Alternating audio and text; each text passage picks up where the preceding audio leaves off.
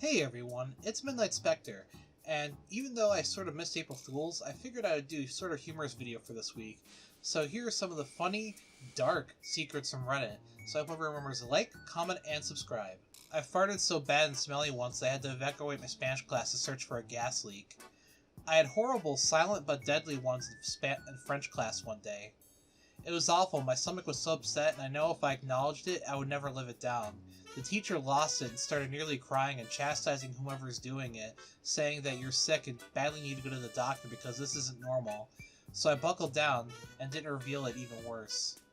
Oh geez, I've never had gas that bad, but I remember when Ace was a puppy, and I'm not sure if I got her sick or if she got me sick. We were both passing so much gas that Mom had to leave the house because we were blowing it up so bad. I felt so bad for Ace, but at the time it was pretty funny that my mom had to leave. My dad had a pot pipe made out of wood in the garage. I used to smoke out of it all the time because he didn't realize I knew it was there. Anyway, I didn't have a lighter one day and I used a blowtorch in the garage to smoke out of it. Completely destroyed the pipe. About 15 years later, my dad tells me about how he lost his pipe he made in his shop class in the 70s. Oops. Speaking of pipes, we had an art teacher that knew what a bong was and other pot smoking equipment because she said that she would break it if she saw any of that and we'd fail the project. Which is kind of funny because there's a time where she probably didn't know what it was and probably had kids making all sorts of pipes, bongs, steamrollers, and one-headers, and somebody probably ended up having to tell her about it, which is kind of funny to think about how that conversation might have gone and how her innocence must have been shattered that day. I'm sure people found a way around that rule, though. In 1996, I was 6 years old, and a friend told me that computer mouse balls are worth as much as gold. Stupidly, with no plan, I stole one from the classroom computer. Our teacher got extremely angry, and I got really scared and I'd get caught. He had us all leave the room and go in one by one, so that whoever stole it would anonymously put it back.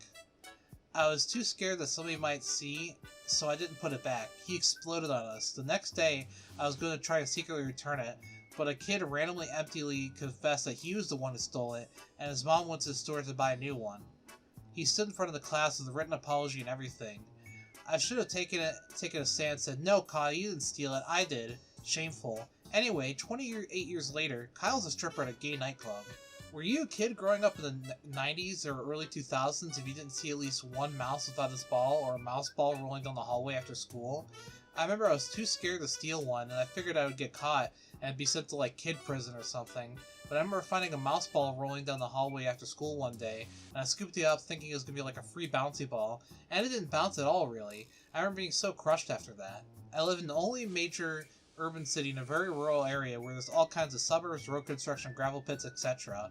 Whenever I see heavy equipment that doesn't get moved or is left unattended, I sneak onto the worksite at night, climb into the always unlocked bulldozer or whatever the fuck it is, and proceed to lay in the horn in the dead of the night before scrambling away. It's been a decade since I started doing it, and I've honked the horns of just about every type of heavy machinery that has one.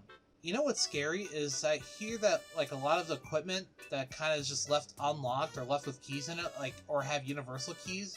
I'm surprised we don't hear more stories about equipment like that being stolen. But it's probably because what the hell is a common criminal supposed to do with a bulldozer or a road grader? I'm sure a lot of that stuff you need a special trailer for and a truck rated for it. Which, have you seen some of the dumb things criminals do? They probably wouldn't even bother to attempt to do something like that. In grade 7, I didn't want to do my book report, so I didn't take out a book from the library. When the project was almost due, I had a sudden change of heart because I didn't want to get in trouble for my parents who were extremely strict. It was too late to go to the library to get a book because my teacher would have known and told my parents, so I completely made up a book with a fake title and fake author and did my entire book report, even drew a bonus picture to illustrate my favorite part of the book. The teacher told me I would have gotten an A if she was able to find the book in the library when she looked. I acted as if I had no idea where the book is and went and swore up and down that I returned it to the library. I did something very similar when I was in sophomore year of high school. We were supposed to write someone and do a report about what we wanted to do for a living. I mean, why the hell would you ask a 15 or 16-year-old that? We were too busy playing video games to try to pass our classes because each teacher would assign a mountain of homework saying, "This is how college is really going to be." Well, most of the homework we had in college we had a couple days to do it at least. But tangent aside, I just faked a person and wrote a letter to a random address that I picked on Google Maps thinking, oh, there's no way they'd write back. But they wrote back, and they had no idea what I was talking about, of course, and my teacher had opened and read my letter, but thankfully she had already graded our project, so I was letting it clear. Well, I hope everyone enjoyed this week's video. I hope everyone remembers to like, comment, and subscribe, and I hope everyone found it kind of humorous, and stay tuned for next week's video. See you!